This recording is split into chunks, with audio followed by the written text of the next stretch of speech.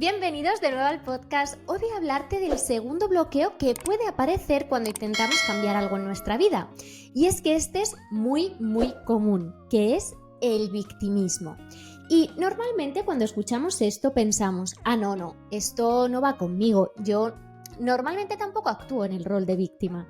Pero déjame preguntarte si te suenan estas frases. ¿Alguna vez te has sentido atrapado como en una historia donde siempre eres el afectado, eres el que sufre, el que no puede cambiar lo que está pasando? ¿Te suena haberte preguntado, oye, ¿por qué me pasa a mí esto si yo soy buena persona? ¿Por qué me tiene que pasar esto? Si es así, en este episodio te cuento qué pasa en tu cerebro cuando estamos en estas situaciones y cómo salir de ellas. Pero para empezar, quiero explicarte qué es realmente el victimismo, porque es una postura que adoptamos a veces y normalmente sin darnos cuenta, donde la vida nos sucede y nosotros somos meros espectadores de nuestras propias situaciones y tragedias. Pero fíjate qué interesante, y además cuando yo cambié esto y cambié esta perspectiva, también cambió mi vida. Si te dijera que este papel de víctima tiene recompensas en nuestro cerebro, y es que nuestro cerebro está programado para protegernos y el victimismo es una de las estrategias de protección, porque a nivel neuronal adoptar este rol, que la mayoría de veces es inconsciente, puede reducir la ansiedad temporalmente. Y así podemos evitar enfrentarnos o enfrentar el dolor de una situación crítica que no nos está gustando o que nos afecta de verdad. Ese es el beneficio secundario del rol del victimismo. Es ese alivio temporal que sentimos cuando tenemos esa recompensa emocional, porque no es que yo no quiera cambiar, sino que las circunstancias me lo impiden. Y normalmente en esta situación nos refugiamos en la queja, en la frustración, en la injusticia, para explicar nuestra inacción y los no resultados que no estamos obteniendo. Al asumir este papel de víctima, minimizamos el estrés de enfrentar lo desconocido y reducimos el miedo al fracaso.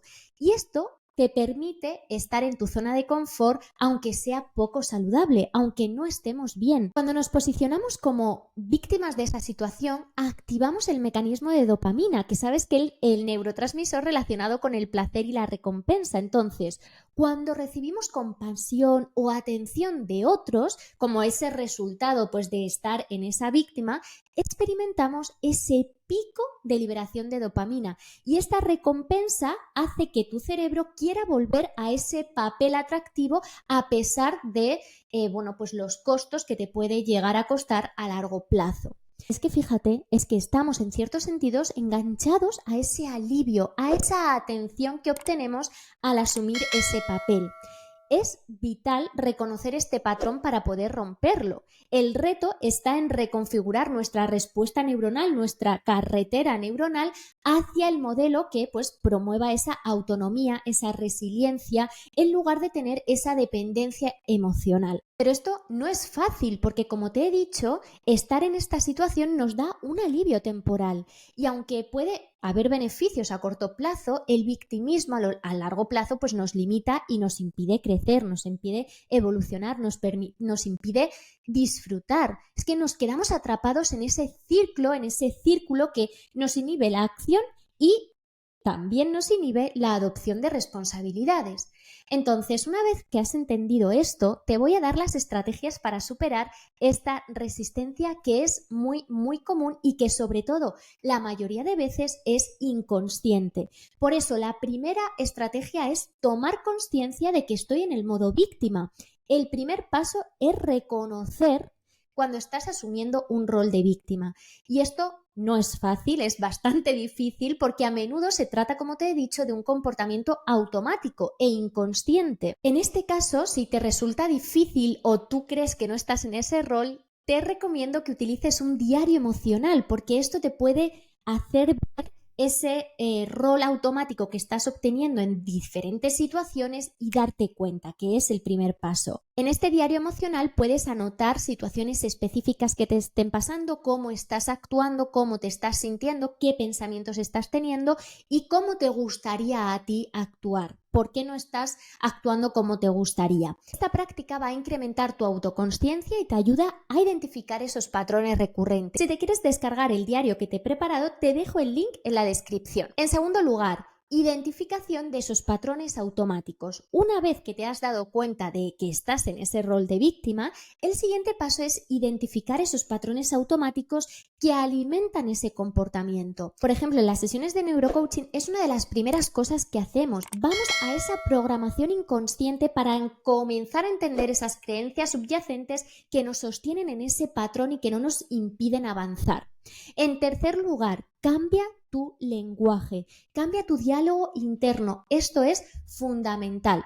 Por ejemplo, en lugar de decir, ay, es que siempre tengo muy mala suerte, podrías empezar a decir, oye, tengo el poder de cambiar cómo me tomo esta situación que siempre me está pasando. Puedes establecer una rutina diaria donde te dediques unos minutitos al día para reafirmar tus capacidades, para empezar a visualizar cómo manejas esas situaciones en las que estás metida de una manera efectiva y positiva. Y estas 3 estrategias están muy bien, pero aquí en este punto me puedes decir, oye, mira, cuando yo estoy viviendo ese momento en el que estoy en el bucle, en el que todo se nos hace un mundo, en el que yo no puedo ver otra perspectiva, en el que todo se me viene encima, estas estrategias no las puedo utilizar porque no puedo pensar en otra cosa, porque tengo esos neuroquímicos a tope en mi cerebro que no me dejan pensar en otra cosa, solo que estar en el bucle.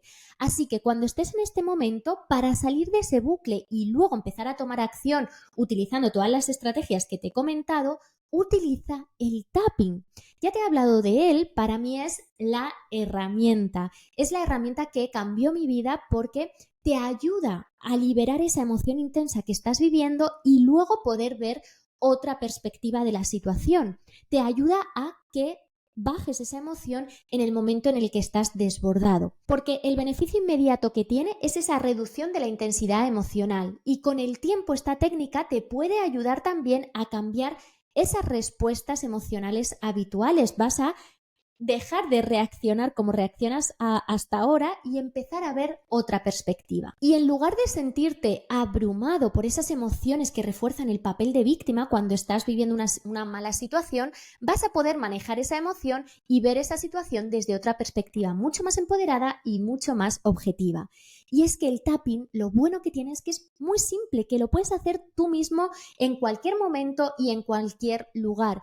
Es una habilidad que una vez aprendida, se convierte en la herramienta, en un recurso inmediato para manejar cualquier tipo de emoción, de estrés, de ansiedad, de tristeza, para mejorar tu vida. Si quieres saber más del tapping, te recomiendo que te escuches desde el episodio 31, donde te doy el paso a paso que tienes que seguir para empezar a hacerlo.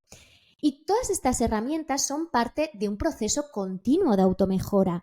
A través de la práctica puedes no solo mejorar tus emociones en situaciones que antes te hacían sentir como víctima, sino que también puedes transformar cómo percibes y actúas en el mundo. Así llevas una vida mucho más autónoma y mucho más satisfactoria, que al final es lo que buscamos. Y hasta aquí el episodio de hoy. Como ves, cuestionarnos a nosotros mismos es el primer paso. Ahí empieza a cambiar absolutamente todo y luego con esas pequeñas acciones que empieces a hacer empezamos a hackear nuestro cerebro para empezar a liderar nuestra vida. Si quieres contactar conmigo y contarme tu caso, estaré encantada de escucharte. Lo puedes hacer a través de mi Instagram @tucerebro_tu realidad o mándame un mail a info@victoriabayón.com. Si te ha gustado el episodio, no olvides suscribirte y dejarme un comentario de lo que te llevas del episodio. Gracias y hasta la próxima semana.